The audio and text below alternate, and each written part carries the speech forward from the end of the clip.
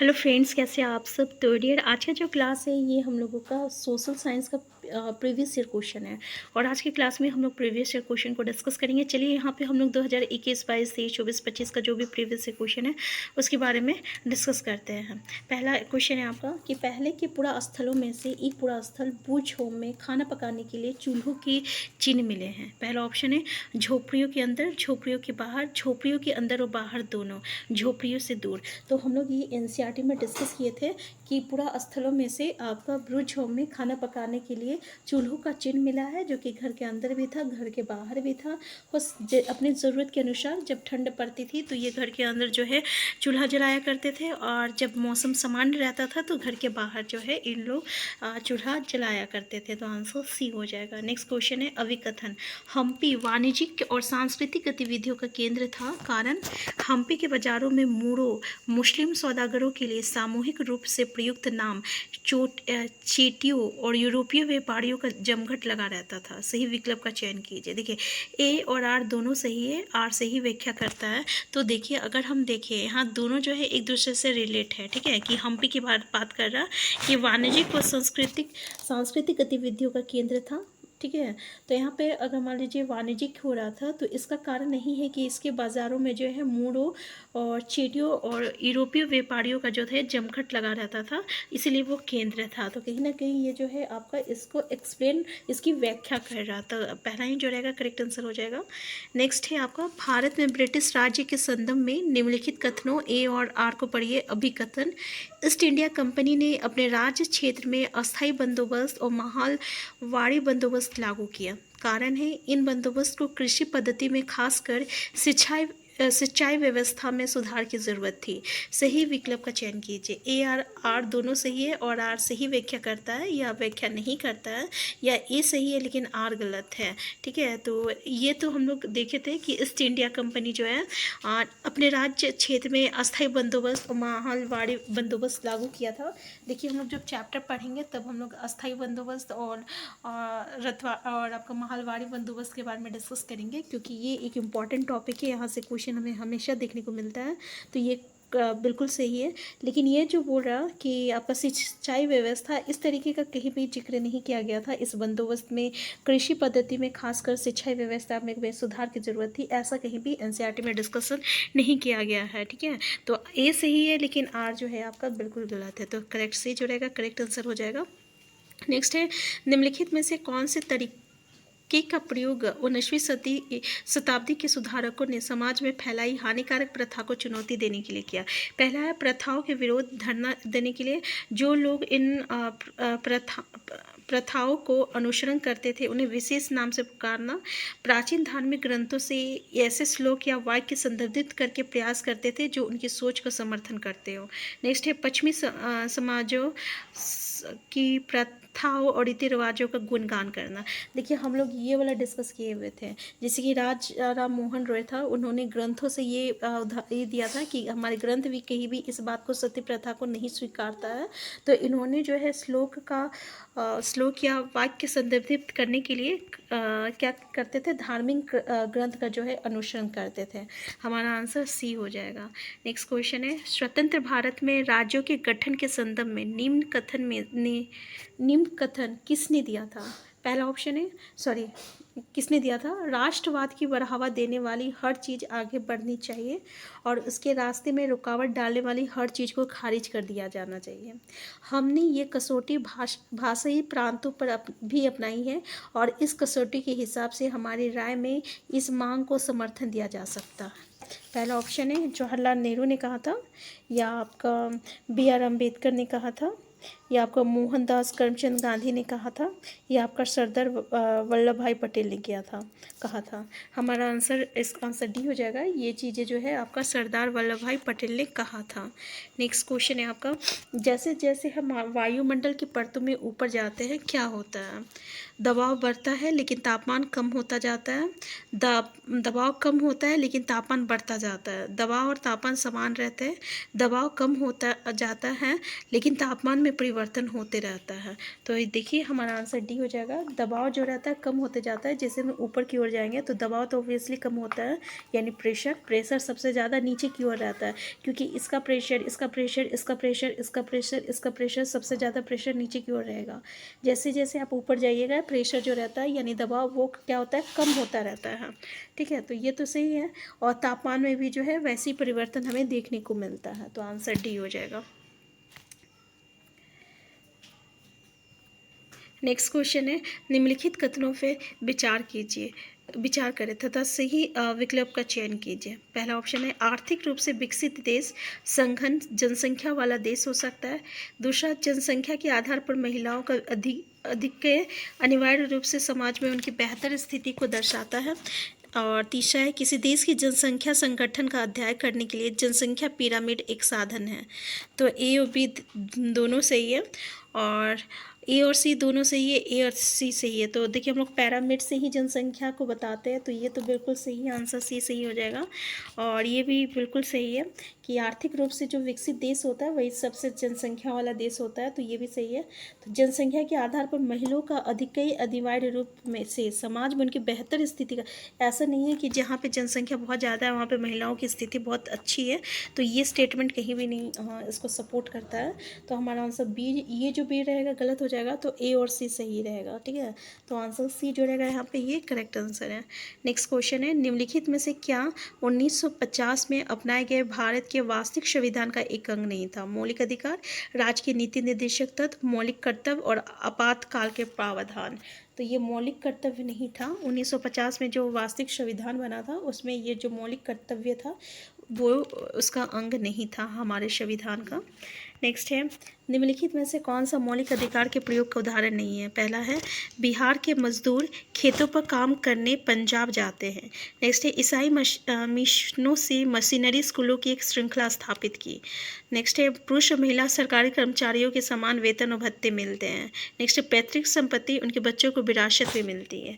तो ये जो है ये हमारा मौलिक, ये मतलब कि हमारा जो संविधान है मौलिक अधिकार के का उदाहरण नहीं है, तो ये जो रहेगा करेक्ट आंसर हो जाएगा, आंसर डी हो जाएगा। ठीक है, नेक्स्ट है आपका, निम्नलिखित में से किस ग्रंथ में पेरियर अलवार अंडाल और तोंडर डिपोडी अलवार और नम्मावाल के गीतों का संकलन किया गया है?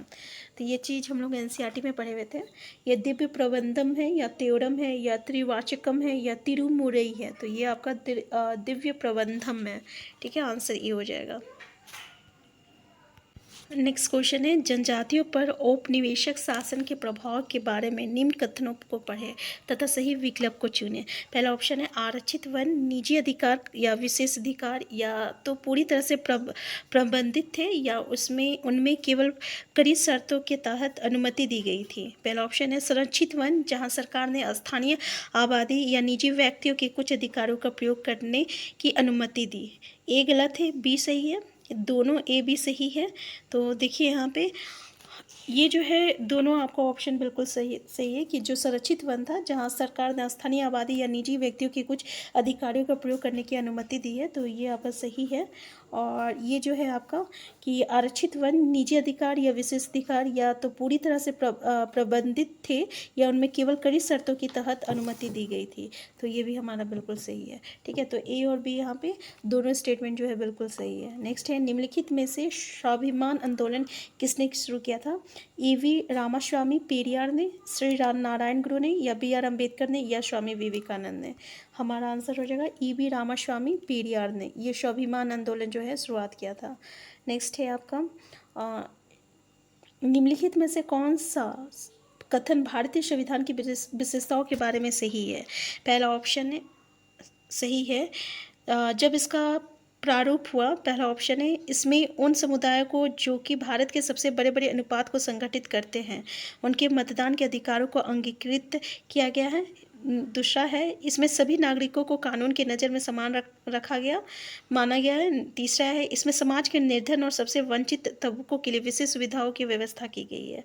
पहला दूसरा या तीसरा, अगर हम देखें तो बी और सी तो बिल्कुल सही है कि जो विशेष जो निर्धन है जैसे कि एसटी और एससी के लिए जो भी आपके गवर्नमेंट सर्विसेज है उसमें इनको खास रिजर्वेशन मिला गया है, तो ये हम लोग सी तो कह सकते हैं। और बी भी देखिए कि यहाँ पे सभी नागरिक जो है कानून के नज़र में एक समान है, ये भी सही है। लेकिन इसमें क्या है कि इसमें उन समुदाय को जो कि भारत के सबसे बड़े बड़े अनुपात को संगठित करते हैं उनके मतदान के अधिकारों को अंगीकृत, ऐसा कुछ नहीं है। किसी भी लोगों को विशेष समुदाय को भी मतदान के बारे में यहाँ पे कोई भी बातें नहीं किया गया है, सबका समान अधिकार है। ठीक है, तो हमारा आंसर जो है बी और सी जो है आपका बिल्कुल सही है, ए गलत है। नेक्स्ट है देखिए हमारा जो आपका एसएसटी का जो आपका क्वेश्चन रहता है ना, वो ऐसे ही बहुत लंबा लंबा क्वेश्चन रहता है।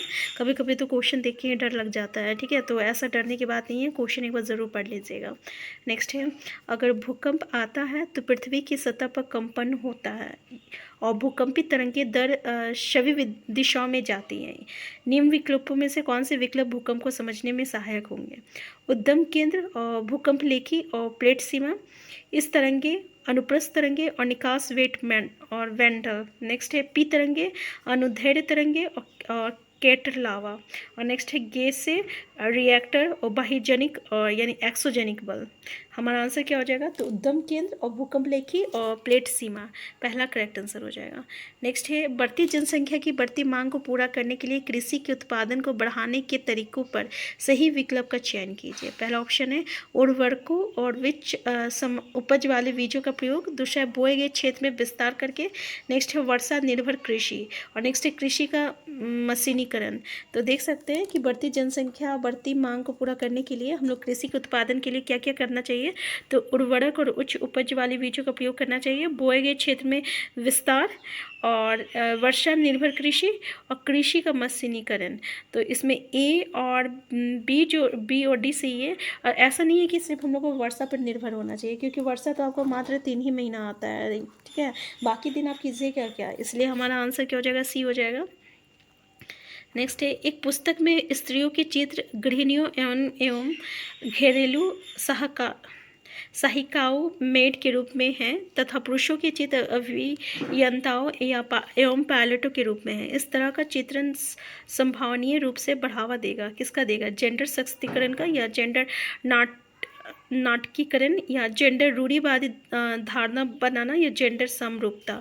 तो हम देखें यहाँ पे ये रूढ़िवादी जिसको हम लोग जेंडर स्टेरियोटाइप कहते हैं। ठीक है, ये उसका एग्जांपल है कि हमने यहाँ पे औरत को किसी में बांध दिए हैं और पुरुषों को किसी में बांध दिए कि औरतें जो है बस ये टीचर का काम कर सकती है, या मैड का काम कर सकती है, या घर में खाना बना सकती है, और मर्दे जो है ये पायलट बन सकते हैं, अभियंता बन सकते हैं, इंजीनियर बन सकते हैं, डॉक्टर बन सकते हैं।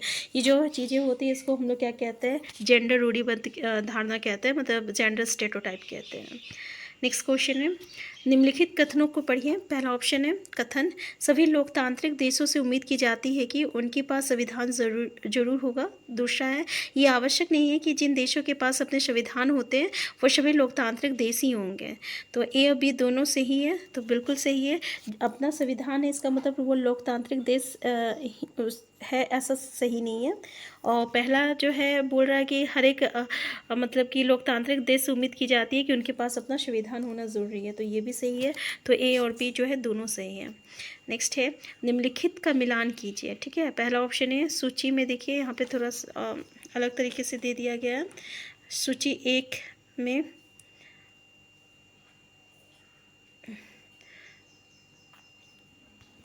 तो देखिए इस क्वेश्चन को हम लोग नेक्स्ट क्लास में करेंगे, क्योंकि ये थोड़ा सा भी अच्छे से अरेंज किया गया नहीं है जहाँ पे कन्फ्यूज़न क्रिएट कर सकता है। जैसे कि यहाँ पे जिक्र का नृत्य है, रक्स गाना, और समा जो है नाम का जाप, और मुरीद जो है अनुयायी। तो अगर हम लोग देखें तो यहाँ पे जिक्र का क्या हो जाएगा आपका? समा नाम का जाप हो जाएगा। ठीक है, तो यहाँ पे थोड़ा सा हम अच्छे से अरेंज करके नेक्स्ट क्लास में इसको हम लोग डिस्कस करेंगे, नहीं तो यहाँ पे कन्फ्यूज़न क्रिएट हो रहा है। नेक्स्ट क्वेश्चन है आपका कि औपनिवेशिक काल में विधवा विवाह के संदर्भ में निम्नलिखित कथनों में से कौन सा सही है? पहला ऑप्शन है विधवा विवाह के पक्ष में 1756 में एक कानून पारित किया गया था। 1756 ईस्वी में एक कानून आपका पारित किया गया था। दूसरा है ईश्वर चंद्र विद्यासागर ने विधवा विवाह के पक्ष में प्राचीन ग्रंथों का हवाला दिया। तीसरा है विधवा विवाह कानून पारित होने के बाद विवाह करने वाली विधवा महिलाओं की संख्या में काफ़ी बढ़ोतरी हुई है।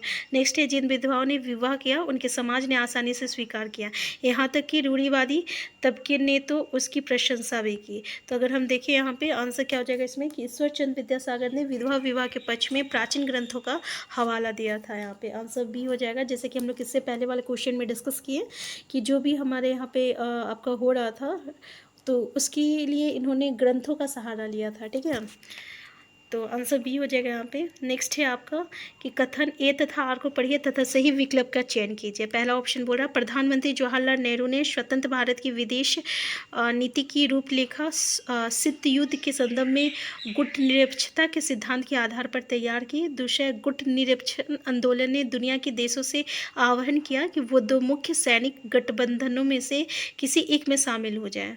तो ए आर दोनों सही है और आर सही व्याख्या करता है, या आपका ए आर दोनों सही है परंतु आर सही व्याख्या नहीं करता।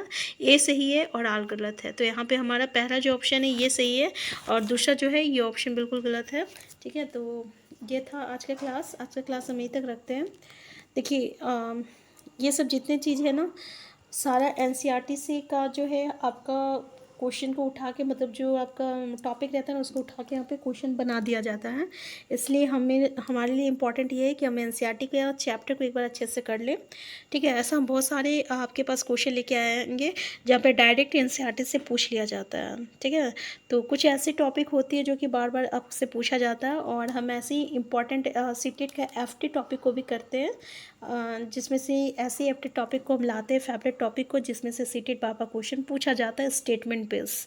तो हम फिर मिलते हैं नेक्स्ट क्लास में। अगर आप चैनल में नए हैं चैनल को सब्सक्राइब कर लीजिएगा। Thank you.